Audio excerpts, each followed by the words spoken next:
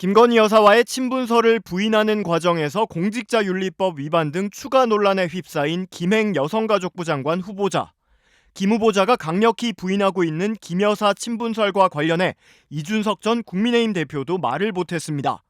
이 전 대표는 어젯밤 KBS 더 라이브에 출연해 김 후보자와 개인적으로 아냐는 진행자의 질문에 자신이 지난해 6월 지방선거 때 공천관리위원 임명장을 줬다며 말문을 열었습니다. 제가 인선한 건 아니지만은 정진석 위원장이 추천하셨길래 제가 임명을 이제 했던 거죠. 그런데 그러면 이제 봐야 될 게 김행 장관 후보자를 그럼 그때 누가 공관위에 추천했을까에 대해 가지고는 우선 하나씩 맞춰보세요. 이 전 대표는 그러면서 당시 당대표였던 자신이 추천한 것도 아니고 정진석 위원장이 추천한 것도 아니었다면 누군가 그 정도의 영향력을 가진 사람이 추천한 것이라고 말했습니다. 당대표도 아니고 공관위원장도 아니고 하면은 누군가 있겠죠. 그런 정도의 역량을 가진 사람이.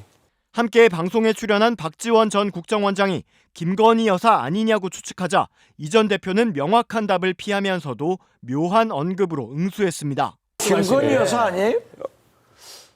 제가 확인해 줄 필요가 있나요? 예. 그 정도는 알겠습니다. 네.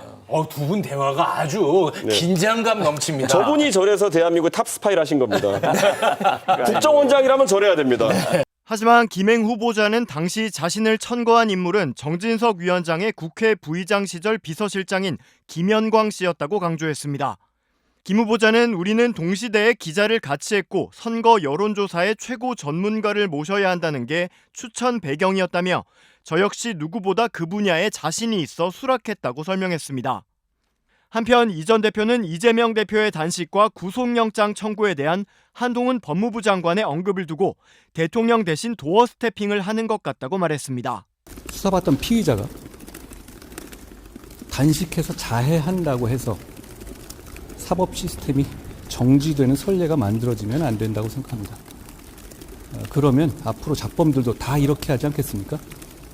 이 풍경을 두고 윤 대통령이 도어 스태핑을 지속했다면 용산 기자들이 대통령에게 물었을 것이라며 그 답을 한 장관이 대신한 것처럼 보였다고 평가한 겁니다. 오히려 대통령이 직접 답하신 게 어떨까요? 저는 왜냐하면 이게 한동훈 장관 개인의 사견이라고 보기가 어려운 부분이 있다 봅니다. 특히 정치인의 거취에 대해서 민감한 표현을 하는 것은 장관이 자유롭게 발언할 수 있는 범주의 것은 아니라고 저는 생각합니다. 이 전 대표는 국민들은 대통령이 한 장관과 비슷하게 생각하는 것 아닌가 보실 수 있다며 한 장관이 대통령의 신임을 받는 특수한 위치에 있기에 대통령 뜻으로 오해받을 수 있는 민감한 건 피했어야 한다고 덧붙였습니다.